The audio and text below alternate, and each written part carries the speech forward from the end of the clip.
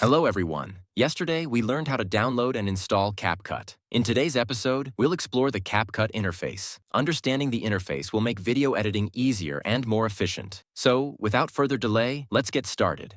When you open CapCut, it looks like this. To create a new project, click on Create Project.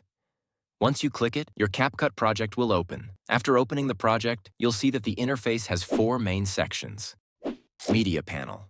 This is where you can find everything needed for editing, such as audio, video, images, text, and other tools.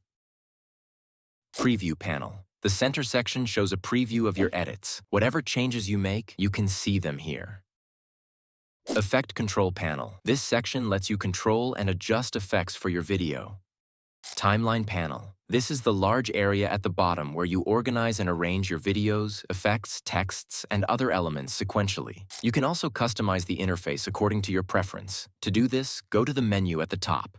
After clicking it, you'll see several options. Go to Layout, where you'll find different layout options. Here are the layout options. Default layout. This is the standard layout you see when you first open CapCut. Media layout. Clicking this will enlarge the media panel while shrinking the other sections to the right. Attributes. This makes the effect control panel larger while shifting the other sections to the left. Vertical layout. This moves the playback panel to the right and the other sections to the left. If you make changes to the layout and want to reset it to its original state, you can click Reset Current Layout. For example, if you drag and resize the playback panel, clicking Reset Current Layout will restore it to the default size and position. Sometimes, new users accidentally mess up the layout and think they need to uninstall and reinstall CapCut to fix it, but there's no need to do that. Simply go to the menu, click Layout, and select Default Layout or Reset Current Layout to fix everything.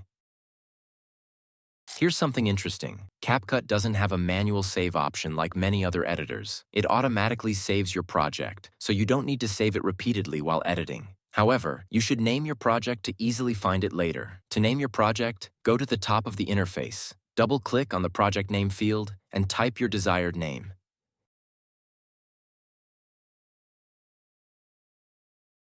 If you close CapCut, don't worry. When you reopen it, you'll find your project listed by the name you saved it under. Click on it to continue editing from where you left off. That's it for today's video. I hope you found it helpful. If you did, don't forget to like, subscribe, and leave a comment to support the channel.